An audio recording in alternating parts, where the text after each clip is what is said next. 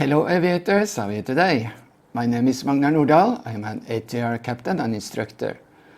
Today I will talk about how you do a license proficiency check in a full flight simulator. All airline pilots will do this check once a year.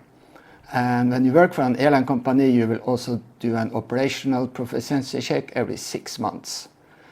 And both checks can be combined in one check. So every 6 months, we have to go to the simulator and do the check. I am now in Bangkok, and the company provided a check ride for me in the simulator at Asian Aviation Training Center.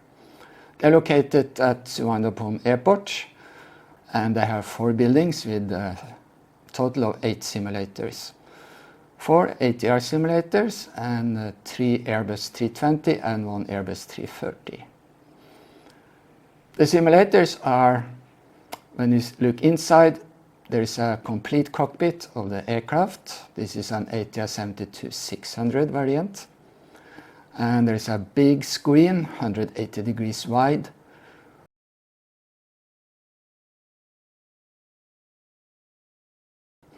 And the instructor or examiner is sitting behind the pilots and have 2 touch screens where you can control the setup of the aircraft, the weight, center of gravity. You set up the weather, the airport, runway, and you can set up a lot of different failures. And that's what all the simulator training is about. It's to stay proficient in emergency procedures and how to treat the failures. Further aft, there are 2 seats for observers. And the simulator is pretty high above the floor, so you have a bridge which will be raised when the simulator is operating. And the simulator is moving with the help of hydraulic or electric jacks. So when I started working in Maldives, I first did a medical check, so I got a medical certificate. That's this one. And when I passed this check, I prepared for the exam in aviation law and regulations. And I did the exam, and here is the result. It says pass. I don't know what my score is. The minimum score is 75%, so at least I got 75%, hopefully a bit more. The exam wasn't difficult because the questions were very practical. In fact, most of the questions are things you need to know anyway. And the Maldives also is very close to EASA rules. I'm from Europe, from Norway, and they are part of EASA, so the rules and regulations are well known to me already, and that helped a lot. Okay, for the proficiency check, they made a program. That is this form, and I set up a lot of different failures to happen, and then the examiner also fills a report, give it to the company, I have to sign it, and they report my performance, if it's below or just above standard or better or perfect, which is hard to achieve anyway. So the examiner, he is from Maldives, but since I have a European license issued in Norway, that is this one. It's quite small, it folds out, and it looks like this. Lot of small text. And every 12 months, I need to revalidate my type rating. The license itself has no expiry date, but I cannot use it unless I have a valid rating. So I have a valid type rating and an instrument rating, and I also need to renew my PBN, performance-based navigation part. And that will be valid as long as I have my type rating valid.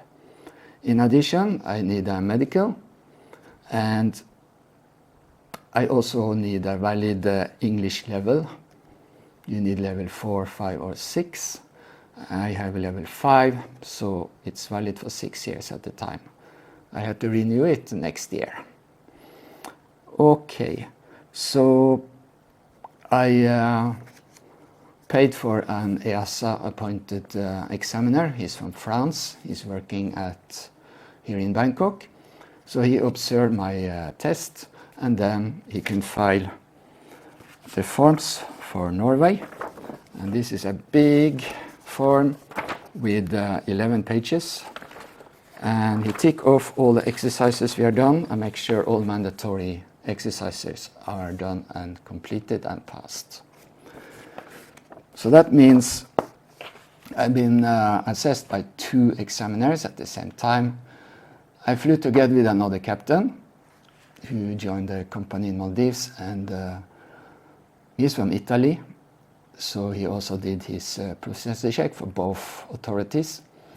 And the funny thing is, we have never flown together before, but we follow the ATR standard procedures, which means we always knew what we should do, and we always knew what to expect from the other pilot. So first 2 hours I was flying as a captain. The other captain, he had the role as a first officer. And then halfway we swapped seats. So now I was first officer, doing the first officer job for the Italian captain.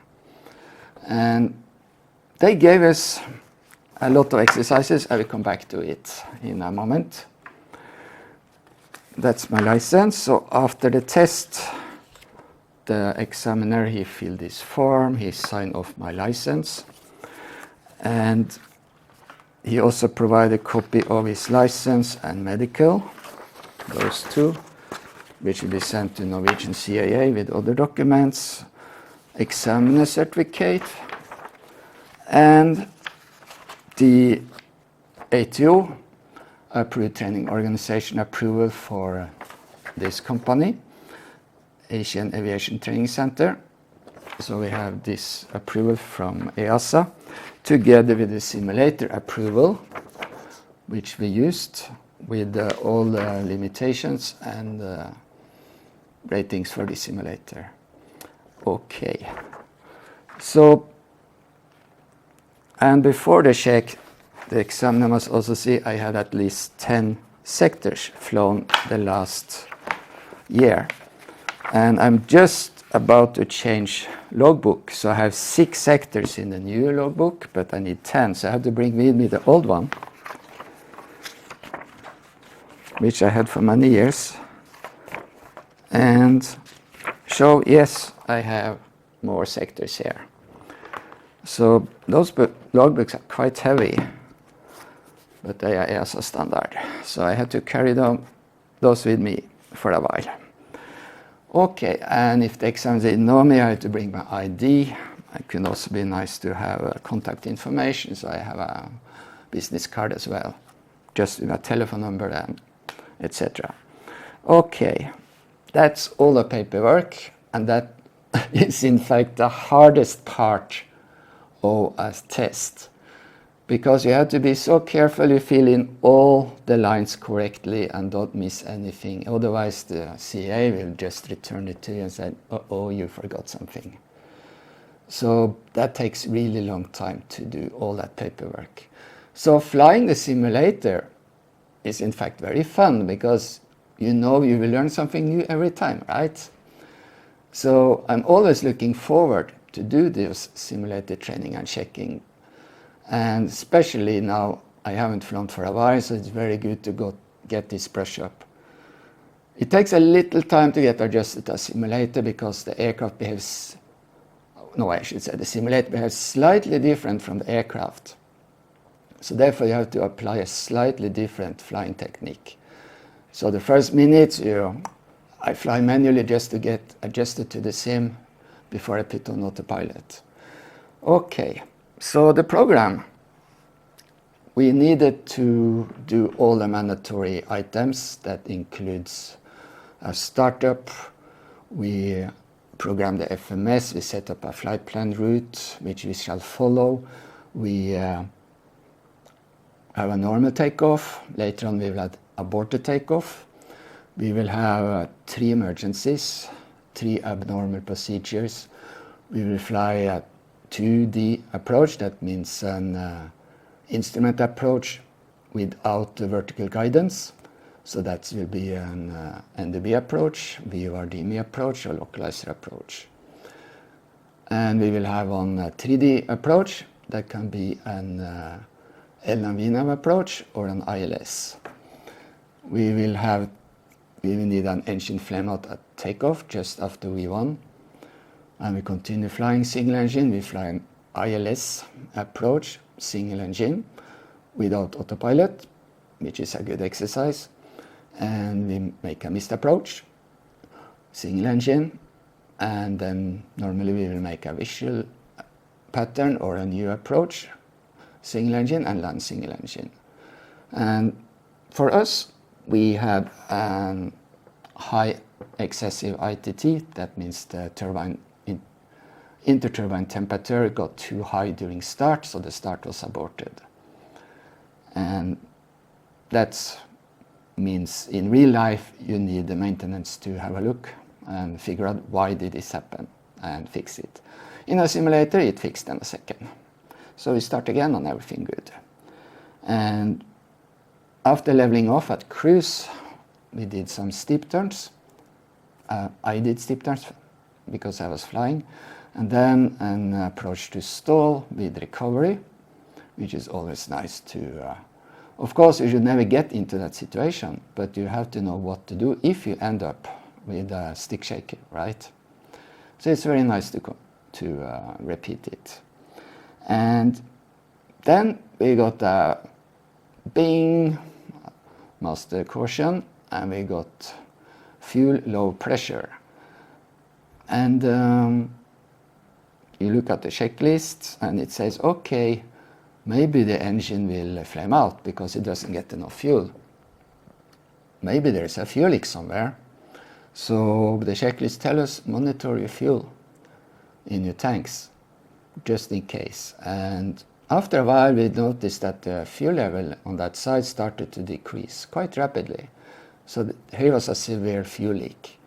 So we continue on the checklist, we have a fuel leak, okay, and it says shut down your engine. So we shut down the engine and continue flying single engine. And since it's not fun to fly on one engine, we decided to return to the airport we departed from. That is our base as well. So that's a 180 turn, call ATC, we call Mayday, because we had this big fuel leak. We don't know if there is residual fuel that can catch fire, for example. So we want priority to land as soon as possible. But we were very close to the airport, so we had to enter a holding pattern and just prepare approach and get in position. And then we do the ILS approach, autopilot off, because that's part of the test. So I fly it manually, but I have the flight director, so that works nice. And the weather was suddenly very bad, so at the minimum we didn't see anything, had to go around. And as we were climbing out again, the tower tells us, oh, the weather is good on the other direction, you can fly a VOR-DME approach. So I fly, that will be the 2D approach. So I fly this approach, and now our descent gradient depends on your distance from the VOR-DME and our altitude. So on the chart we see at DME 5 here, this altitude, DME 4 this, DME 3, and pilot not flying will read every DME and altitude for me, and I adjust the vertical descent accordingly to stay on the profile, and we get visual and we land. Okay, and we take off, and guess what? Engine flame out just after V1. So just as we lift off, the left engine failed, and I compensate by applying rudder, so we go straight, and we have up trim, auto feather. That means the engine power on the good engine increased from 90%, which is normal takeoff power, to 100%, and the propeller feathers automatically. And when this is checked, there is no stress, you just continue acceleration altitude, that's 500 feet. Then we level off, accelerate to flap retraction speed, which is marked with a white bug on the speed indicator. And when we reach the speed, we set max continuous thrust on the engine. That reduced the torque a little bit. And we select indicated airspeed mode. So we will continue on this speed and we retract the flap to reduce the drag. And we climb to a safe altitude, 2, 3 or 4,000 feet, it depends.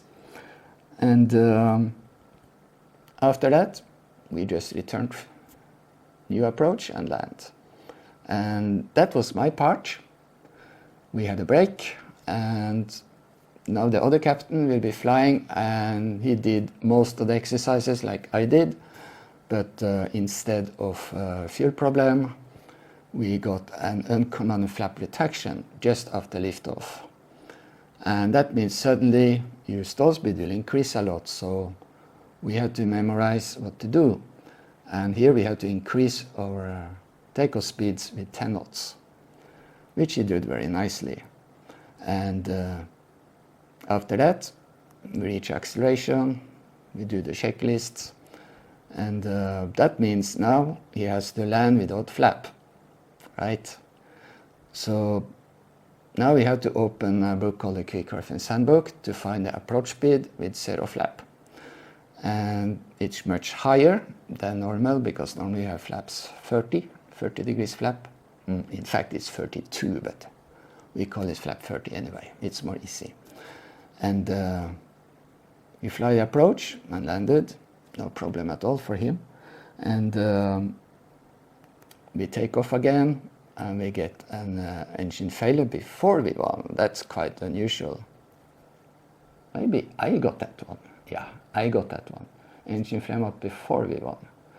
So you just stop on the runway and assess the situation. Do we need to evacuate or not? No fire. Okay, we can cool it down. And but my friend, he got another failure, and just after we won, the engine failed. That's what we always practice for, but this time there was no uptrim, no auto feather. And that means the engine, good engine continued 90%, but should be in 100%. So my job now is to increase the power up to 100%.